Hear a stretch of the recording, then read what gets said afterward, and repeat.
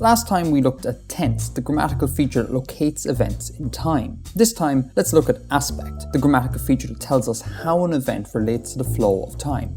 Or, in fancy linguist speak, it tells us something about the internal temporal consistency of an event.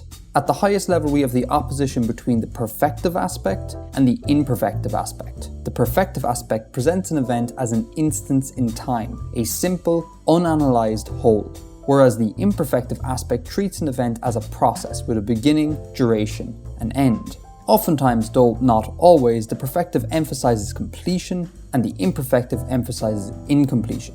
Russian features such an opposition. For every English verb, there are two Russian verbs which differ only in aspect. One is perfective, the other imperfective. The perfective form, in keeping with our definition, is used for completed events, events that occur once, and when the result of an event is relevant. The imperfective form is used for events that are repeated, have duration, are incomplete, or are in progress. Both aspects can be applied across the past, present, and future tenses, albeit Russian forbids the present perfective, which kinda makes sense. The present is an ongoing process centered on the now, and the perfective is synonymous with completion, so the two don't really mix.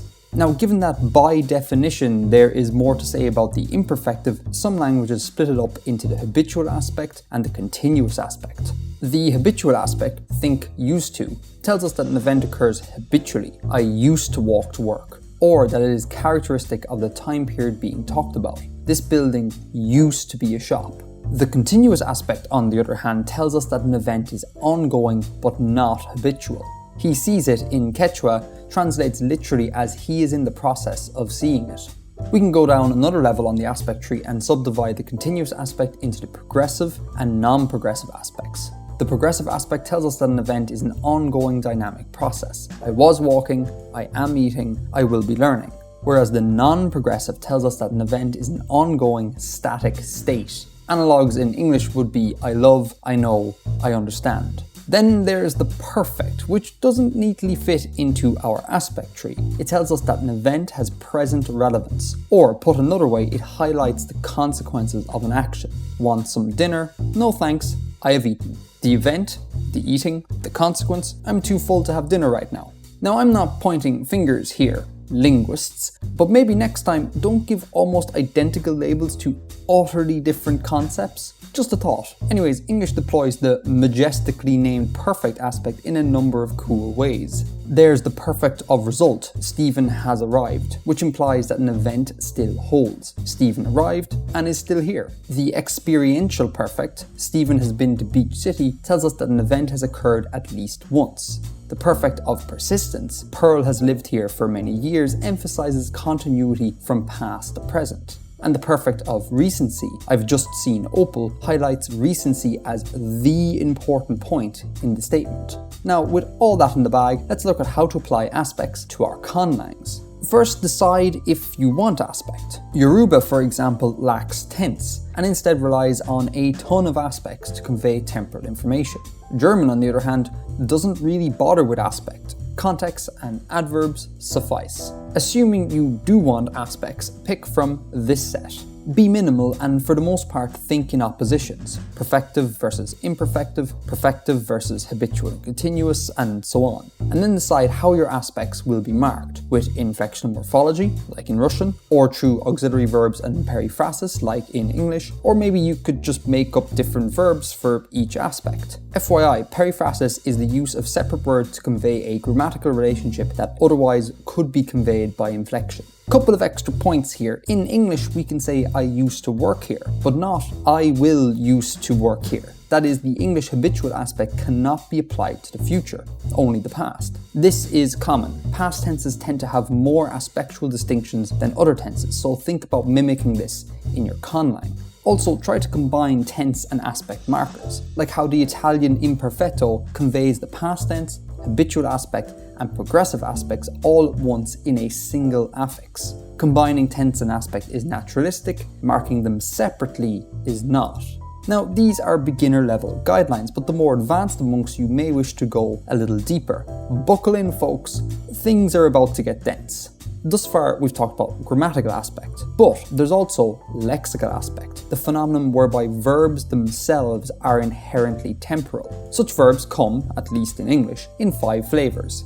An activity, like to walk, is defined as being a dynamic, atelic, durative event.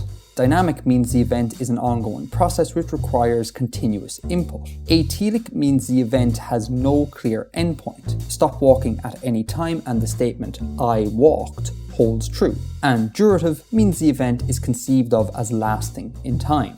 An accomplishment like to build a bridge is defined as being a dynamic, telic, durative event. It's a process, it has a clearly defined endpoint, the bridge is either built or not. You can't just cut off construction at any point and say, hey, the bridge is built. And it has duration.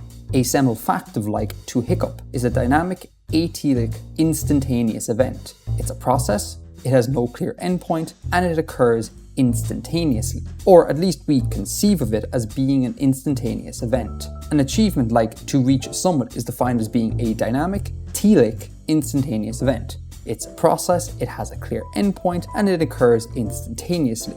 One moment the summit has not been reached, and the next it has. And a stative like to know is defined as being durative and static. It has duration, but it's a changeless state. Once you know something, it holds over time with no further input.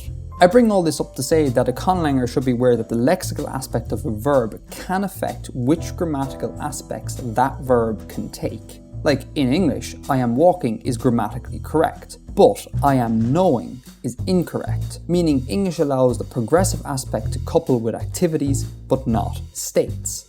Think about this in your conlang.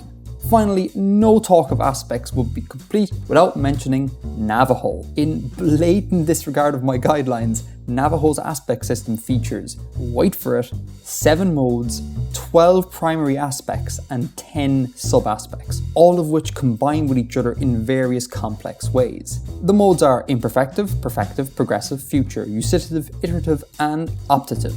Now, they're called modes, but apart from the future, a tense, and the optative, a mood, they're actually aspects. The usitive aspect tells us that an event takes place customarily, whereas the iterative aspect tells us that an event takes place repeatedly, which I know sounds like tomato tomato, but take a sentence like this. The first part is iterative. The implication is that the husband has been known to drink on several occasions, and the second part is usitive.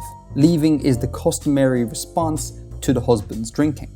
Then we got the primary aspects: momentaneous, continuative, durative, repetitive, conclusive, semifactive, distributive, diversitive, reversative, conative, transitional, and cursive. Here's what they all do, links in the description. Some of my favorites are the semifactive aspect, which, kind of like before, tells us that an event is a single act in a repeated series of acts. The conative aspect, which tells us that an event was attempted. And the cursive aspect, which tells us that an event progresses in a line through space and or time. Think along. On to the sub-aspects: completive, terminative, stative, inceptive, prolongative, seriative, inchoative, reversionary, and semiliterative. Again, here's what they do. The seriative aspect is cool. It tells us that an event occurs in sequence. And so is the semiliterative aspect, which tells us that an event occurs one more time. But the prize for best aspect has got to go to Hopi and its segmentative aspect. Brace yourself for this one. The segmentative aspect takes the thing conveyed by a verb, repeats it, and stretches it out in a series of interconnected segments in a single dimension, regardless of time or space or both. It forms an acute angle, turns into it was zigzagging. Trippy, right? And I could go on and on and on, but this video is getting way too long, so links in the description. Laters. Good morning, INTERWEB. There are sources in the description. If you read nothing else, try and get your hands on Aspect by Bernard Comrie. It's a great book and it's pretty much everything you need to know on the topic of aspect. Also, I'm thinking about doing a Q&A relatively soon, so if you have any questions about this video or just stuff in general, leave them in the comments and I'll get to as many as I can. As always, thank you so much for watching, and special thanks go out to the patrons: Isaac Silbert, Andrew Chehayl, Robin Hilton, World Anvil, Ripta Pasay, and John Hooyer. Until next time, Edgar out.